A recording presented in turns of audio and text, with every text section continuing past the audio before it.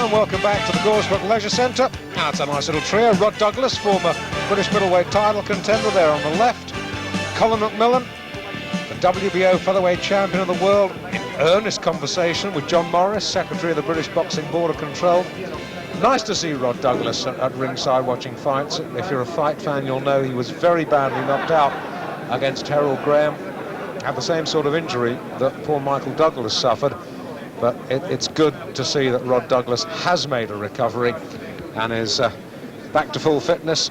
And of course, we wish equal success to Michael Watson and his long, slow road back. Now then, the action continues here. A flyweight contest. Francis Ampofo, the former flyweight champion of Great Britain, against Shaun Norman of Leicester.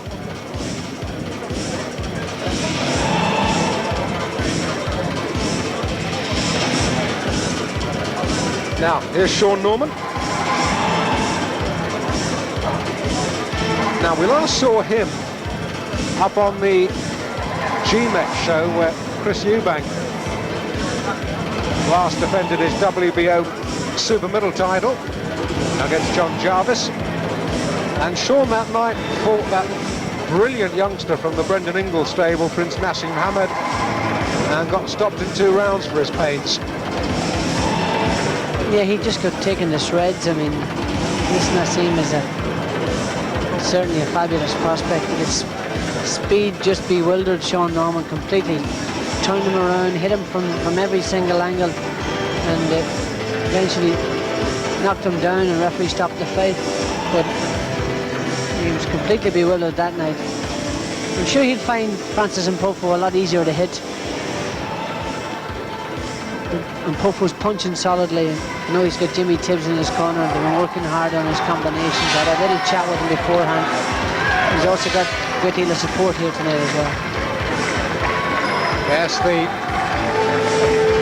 the old firm, Jimmy Tibbs and Dean Powell, looking after Francis.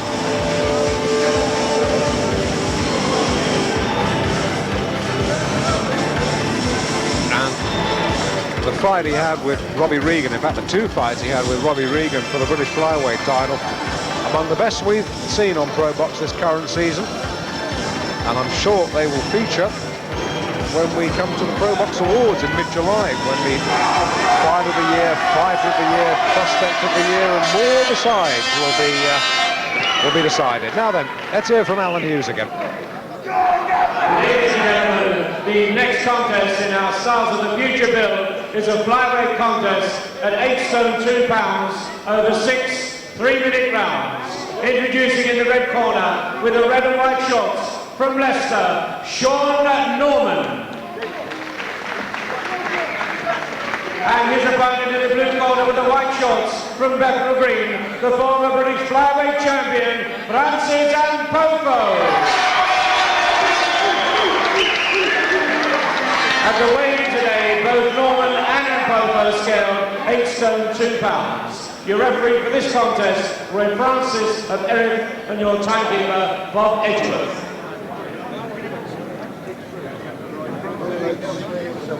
Roy Francis controlling this contest. In fact, Roy Francis controlled Francis Ampofo's last contest, I think I'm right in saying, at the Crystal Palace against Ricky Beard. And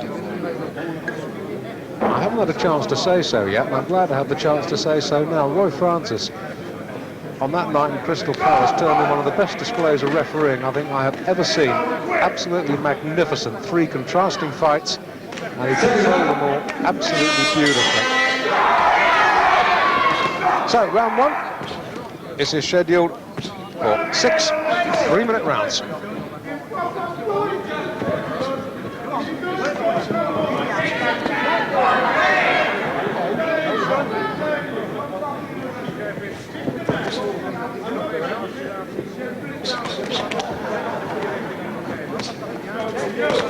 Hasn't been in the winner's circle that often, Shaun Norman, but a lot of people thought he was very, very unlucky to drop a points decision to the highly touted Mickey Cantwell before he fought Hamed.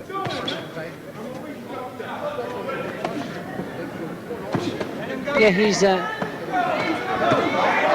up against it here tonight. young Francis Ampofo is a very strong guy. I don't think he's reached his potential as yet. He's very solidly built and tremendous little body on him for flyweight. Short, but you know, he's really compact and well put together. He tells me he could make light flyweight, which is the 7 stone 10 weight division. But I think he's certainly improving his upper body movement. He's bobbing and weaving better, and he has to, because I mean he's not a fancy Dan. He's a powerful hitter, and his combinations are obviously been worked on by Jimmy. But he's got to move his upper body. He's learning to move his upper body better. And his fights against Reagan were 2 little classics. I think Francis is about the only bloke I know who could eyeball Joe Kelly.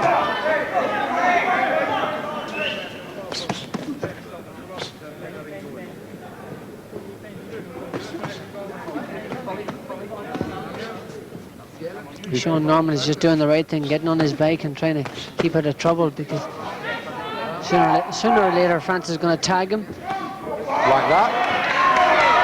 He's wobbled him a bit already. That was only a little easy sort of a right hand, but it hit him on the chin. Tottered a bit on the way back to us here. Francis just walking straight through everything he's putting out. Norman's obviously a very light hitter, even for the flyweight division. And Ampofo's just teeing off on him at the moment.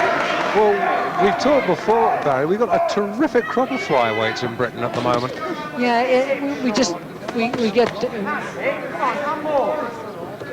get sort of phases of having good fighters in certain divisions, and we have got a couple of really hot featherweights. One of them is at ringside tonight, and also the flyweight division seems to be doing very well as well. And we have a good crop of heavyweights. And flyweight's certainly one of the divisions that we have at least half a dozen, certainly European class fighters anyway, top European class. Yeah, I think most of them fought Salvatore Fanni for the European title. Gone to Italy, beaten them. Yeah, and that's the verdict. Norman is actually cut on the right eye. I watched him as he came back to the corner there. And Wally Swift is working on it. And Wally Swift's lad is a bit useful too. Yeah, Wally Jr. just fought for the European title and lost. Apparently he's having trouble with the border controller. Ooh, that's a beautiful right hand from Francis. I didn't think it was as good as Zappin. Thought it was less effective. Certainly seemed to shake Shaun Norman's legs as he came towards us straight after that. Jimmy Tibbs is on the left with the dark hair, Dean Powell on the right. Wally Swift there. Patched up Norman's right eye, but got a bit of acid on it, so there must be a cut there. Round 2. Second round then, of the scheduled 6-round flyweight contest. Francis Ampofo, former flyweight champion of Great Britain, in the white. Shaun Norman in the red with the white stripe. And Norman, I just don't think is strong enough to keep Ampofo off. I have my doubts whether this will go 6. Yeah, Francis Ampofo was just walking straight through his punches. But he did nail Ampofo with a nice little tidy right hand just at the end of the round.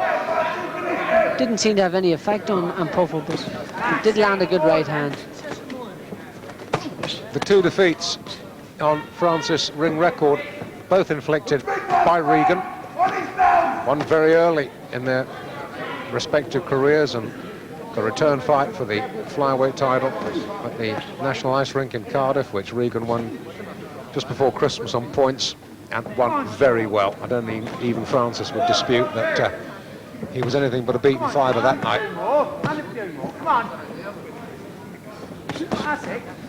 Puff was just walking straight after him, straight in there and letting his punches go.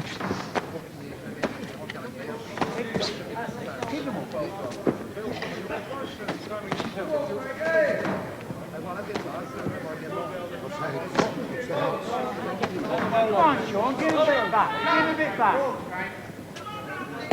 He stepped across there and landed that left hook, and Puff put all his weight on his left foot and just banged in that left hook.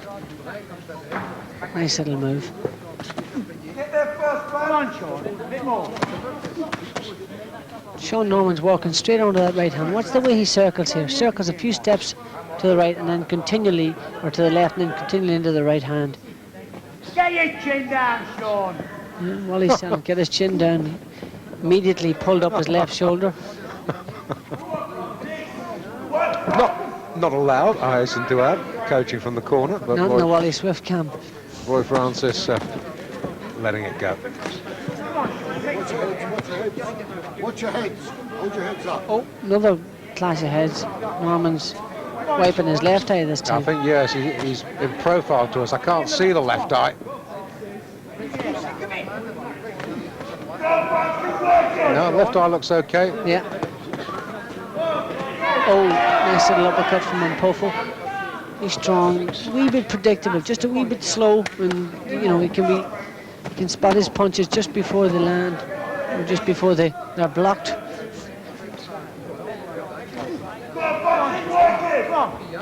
Out that corner. Better body punches there. Nice little right uppercut. It's another good round. Big round from Ampofo again. And there's plenty of blood on that right eye at the moment. Yes, that's a nasty cut. It's on the eyelid, as opposed to the eyebrow. Yeah, and it looks again like a vertical cut. No, I'm wrong actually. It's a horizontal cut along the, just below the eyebrow. He does seem to have just a little graze on the left eyebrow, just in the corner of the eye, doesn't he? No, I tell a lie. Referee's come over to have a look at it. Letting it go on. Yeah. Buffo has continually had Norman on the ropes. Look at that right uppercut. There was no weight in that. It was just an arm punch, but it landed. Just pulled it up rather than got his weight behind it. Good round for Ampofo.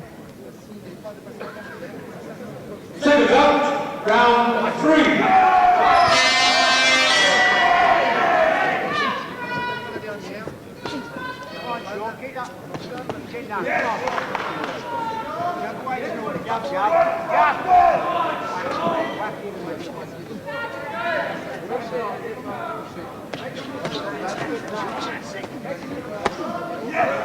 Good body shot.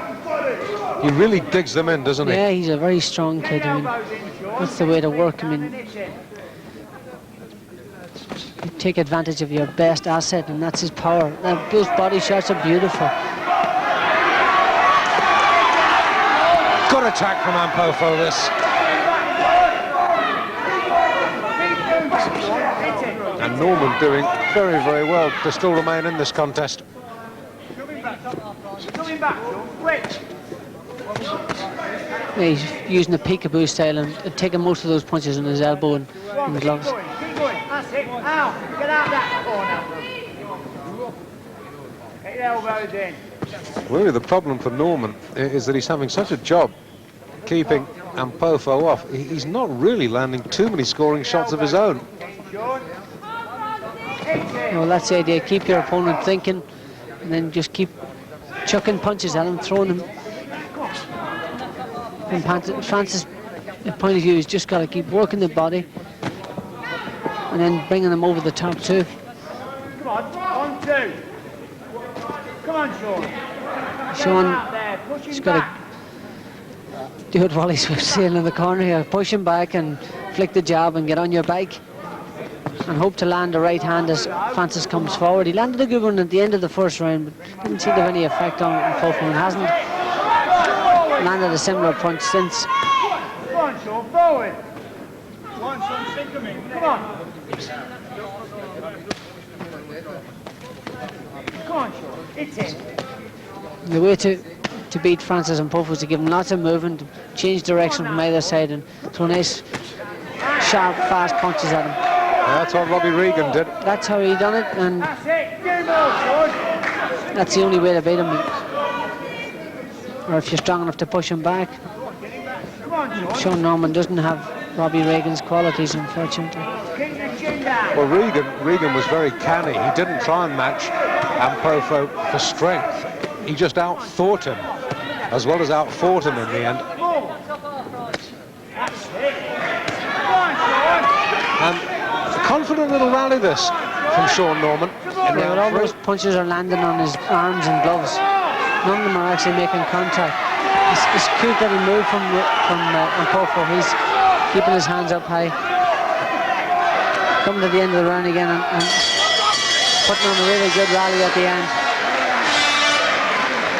So, at the end of the third, time for us to take another short break. Join us for the start of round 4. Seconds out, round 4. The start of round 4 then, Ampofo against Norman. And, you know, Barry, it puts into perspective Nassim Hamed's performance against Shaun Norman. Hamed stopped him in 2. Yeah. And here we've got a former flyweight champion of Great Britain who hasn't been able to put him away yet. Yeah, well, styles make fights. I mean, apart from the fact that Nassim Hamed is a special prospect, styles makes fight, and, you know, because Ampofo, I did say he'd be easier to hit because Ampofo comes forward, and just as I'm saying that, Shaun Norman's putting up a hell of a fight. And you see how much more effective he is when he pushes Ampofo back. Ampofo an aggressive fighter, doesn't like to be pushed back, isn't defensive minded in any way, and when he is pushed back, he finds it very difficult to cope. This is a real good rally from Norman at the start of the 4th, but I have a feeling he's picked up another cut. Certainly blood flying. I've got a bit on my own nose. Well, he's pinned with his back to the ropes. Right above us is Shaun Norman, and I think he's cut left eye. Either that or the right eye has gone in a big way. Well, he's putting up a much better performance, much more spirited performance in this round. Stop boxing! The referee's going to have a look at this. He's going to have a look at this cut. Yes, he is cut left eye.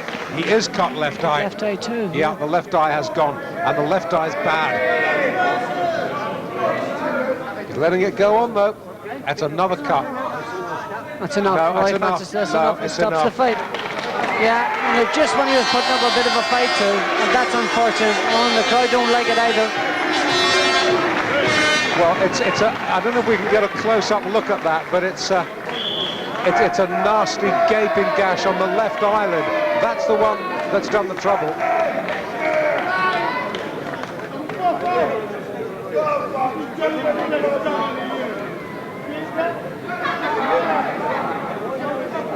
No doubt that Francis is winning in a big way. Yeah, but it's unfortunate for Shaun Norman. He found out the way to. In the 1 minute and 23 seconds of the 4th round, the referee has stopped the contest. Ladies and gentlemen, Shaun Norman has sustained 2 cut eyes. Your appreciation, please, for the winner, Francis Ampofo.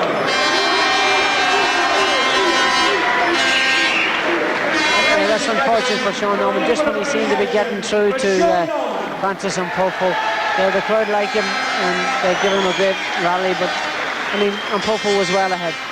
It's just unfortunate it happened at the time it did, but that's boxing.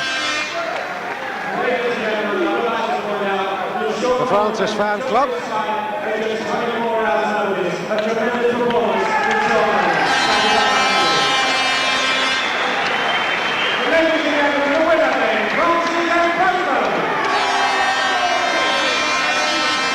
Well now, from the chief support to the main event, the return of Mickey Hughes, filing as a light middle tonight. Interesting. We shall see his bout against Andrew Furlong. That is our top of the bill here at the Goresbrook Leisure Centre, coming up right after the break here, of course, on ProBox.